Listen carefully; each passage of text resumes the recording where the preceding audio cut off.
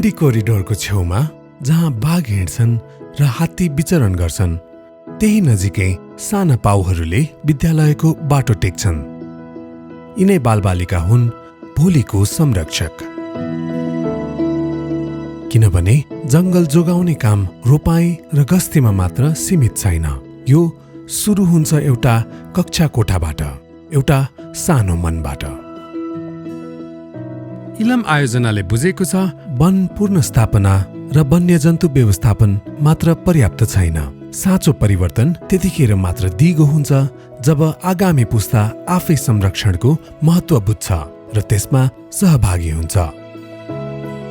यही सोचका साथ कम्डी कोरिडोर लगायत आयोजनाका अन्य कार्यक्षेत्रका विद्यालयहरूमा इको क्लबहरू गठन भएका छन्। पहिला कस्तो थियो भनेपछि हामीहरूले जुन खाएको कागजका टुक्रा हुन्थ्यो, जङ्क फुड खान्थ्यौँ, त्यसपछि त्यस्तै फ्याँकिदिन्थ्यो कि हाम्रो स्कुलमा पनि खासै त्यति सरसफाइ त्यस्तोमा त्यति रुचि थिएन। अनि यो साइकल पनि व्यवस्थापन गरेर राख्नुपर्छ यस्तो पनि थिएन। हामी र हामीभन्दा पहिलेको पुस्ता त वातावरणसँग त्यति सचेत छैनौँ नि त। हामी यदि हामी सचेत छौँ भने धार्मिक रूपमा बरपिउल रोप्नुपर्छ, चौपारी बनाउनुपर्छ, धर्म हुन्छ, यतिकै मात्रै सीमित थियो। अनि जबदेखि इको क्लब पाइसकेपछि हाम्रो यहाँ विभिन्न किसिमका बोट बिरुवाहरू लगायौँ। तिनीहरूको संरक्षणमा हामी सबैले आफ्नो भूमिका निर्वाह गऱ्यौँ। हामी पालैसरी पानी पनि हाल्ने गर्दैथ्यौँ। आफ्नो आफ्नो बोट भनेर हामीले एउटा एउटा बोट पनि लगायौँ।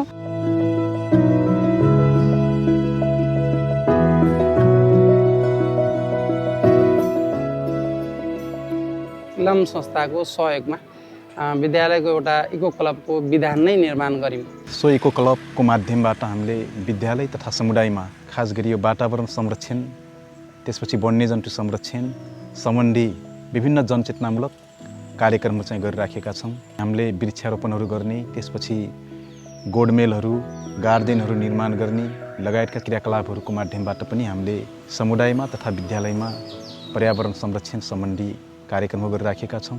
जीवजन्तुको बारेमा थाहा दिनको लागि चाहिँ हाम्रो सरहरूले चाहिँ वाल पेन्टिङहरू पनि गराउनु भयो। इको क्लबले धेरै सहयोग गर्नुभयो यसमा।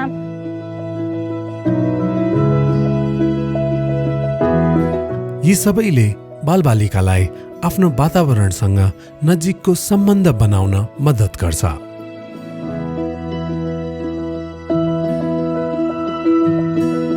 यी साना पलहरूको प्रभाव विद्यालयको पर्खालभित्र मात्र सीमित छैन। अनि मेरो बच्चाहरू स्कुलमा सिकेका कुराहरू घर गएर मलाई सोध्छन्, के भन्छन्, मम्मी यो कुहिने वस्तुहरू अनि नकुहिने वस्तुहरू कसरी व्यवस्थापन गर्नुपर्छ स्कुलमा म्यामहरूले सिकाउनु भयो, तर हामी कहाँनिर राख्ने त्यतिखेर थाहा थिएन। आजभोलि चाहिँ राम्रोसँग एक ठाउँमा कुहिने वस्तु एक ठाउँमा नकुहिने वस्तुहरू गरेर राख्ने गर्छौँ। सरसफाइ राख्नुपर्छ भनेर हामीहरूलाई पनि सिकाउँछन्। केटाकेटीहरू पनि राम्रो भएको छन्। अनि बच्चाहरू त्यति रोग पनि छैन अहिले पहिलेको जस्तो। जङ्गलमा गए पनि काट्ने होइन, जनावरलाई मार्ने होइन मम्मी भन्नुहुन्छ। सबै कुरा राम्रै छ। विद्यालयमा सिकेका कुरा घरमा ल्याउँछन्। आमा बुवालाई फोहोर व्यवस्थापनको महत्त्व सुनाउँछन्। छिमेकीलाई वन्यजन्तुको सुरक्षाबारे सचेत बनाउँछन्। कम्डी कोरिडोर जोगाउनु भनेको आजको लाभ मात्र होइन, यो भोलिको सुनिश्चितता पनि हो। इलम आयोजनाका इको क्लबहरूले सिकाउँछन् संरक्षण उमेरले सुरु हुने कुरा होइन, मनले सुरु हुने कुरा हो। यी साना हातहरूले नै जोगाउनेछन् हाम्रो जङ्गल, हाम्रो भविष्य।